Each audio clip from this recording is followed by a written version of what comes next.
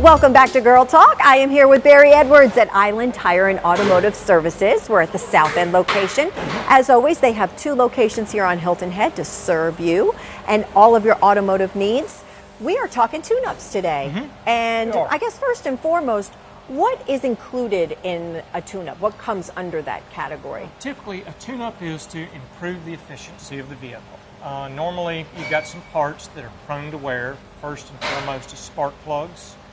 In some vehicles, it may require ignition wires, spark plug wires, they're commonly known. In some vehicles, you would also change either a PCV valve, positive crankcase ventilation valve, or in some vehicles, if they have a fuel filter, you'll usually change that if it has a replaceable fuel filter.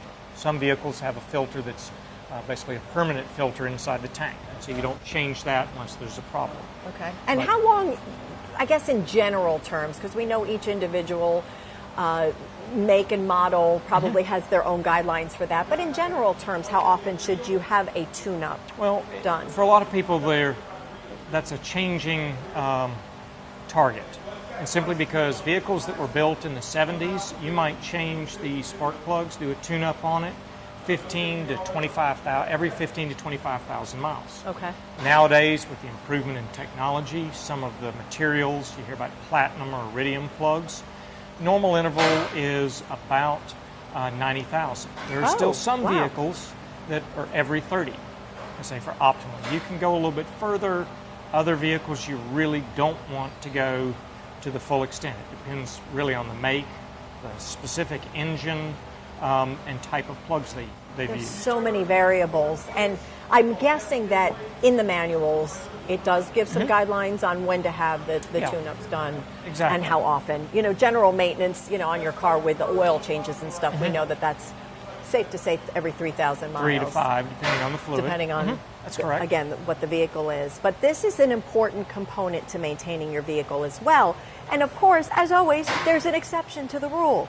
So we have to, it always depends on how often a vehicle is driven. So we're standing in front of one of those exceptions. Yeah. And tell us about this vehicle. Well, this is a 2002. It's a Ford minivan, pretty typical vehicle. What's unusual about this one is that for the mileage, it only has about 48,000 miles. So For a 13-year-old vehicle. that's not uncommon. There are some of those around, and there's some 2002s out here with 200,000 and 300,000. Right. What's unusual about this one is it was starting to develop a misfire.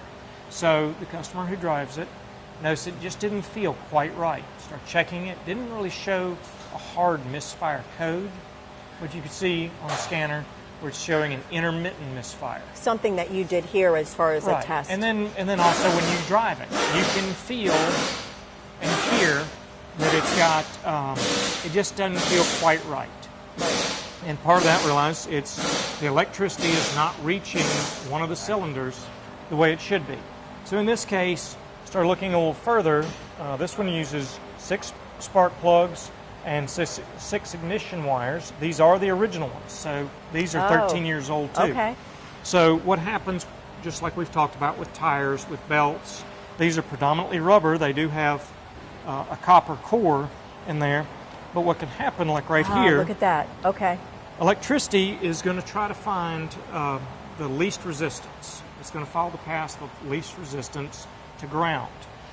In this case, this wire over time had gotten probably brittle and chafed a little bit to where the electricity could reach the ground. It wasn't doing it all the time, otherwise it would have registered that hard misfire. So in this case, the solution is to replace the spark plugs and the ignition wires. Yeah, those look a little rough. Yeah.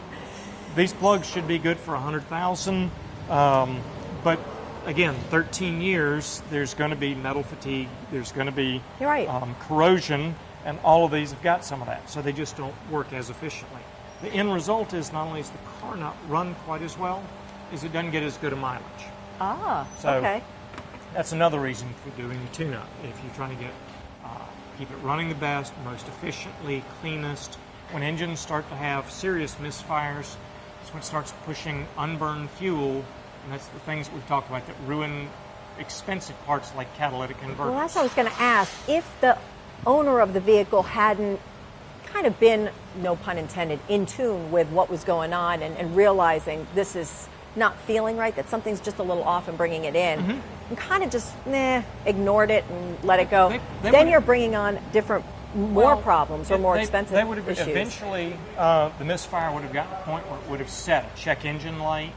But the last thing you want to have is if you're on like a long trip and you've got gas and you take off again and you're starting to have a misfire, and then the vehicle's running on 5 cylinders rather than 6. And we were talking earlier about how when a spark plug ignites the fuel, it causes a controlled explosion. And if an engine's turning 3,000 RPMs on an engine like this, that means within a 60-second period, it's had 18,000 controlled explosions. That was kind of mind-boggling to me, to think that much activity going on in 1 minute. I mean, it doesn't take much to impress me. Well, but to me, that's but then a think lot about of if you're going to go on a 3-hour drive. That's literally becomes almost millions of ignitions. You want to make sure this stuff is in its best condition, right, and that you stay up on it. And again, if something feels a little bit off, it's best just to get it in, have your guys take a look, do a quick scan, whatever you need to do, and get the repair in progress. That way you've also, sometimes have something, a lady called, she had an unusual noise, was really concerned, she's going to have brakes. Turns out she had squirrels. But there was a case of where a squirrel had actually gotten in the wheel well, had been chewing on a hickory nut, and dropped part of it. So she was driving the car. Every now and then would start making this just terrible screeching sound. And it turned out there was a hickory nut jammed between the brake rotor and the backing plate, and it wouldn't always. I said, well, do you have squirrels? She's like, oh, they're all over my yard. See, you can't even trust the squirrels around here. Yeah, true. Well, whatever the issue is, they'll find it, even if it's squirrels. So, Barry, thank you. Certainly. Little tutorial on tune-ups today.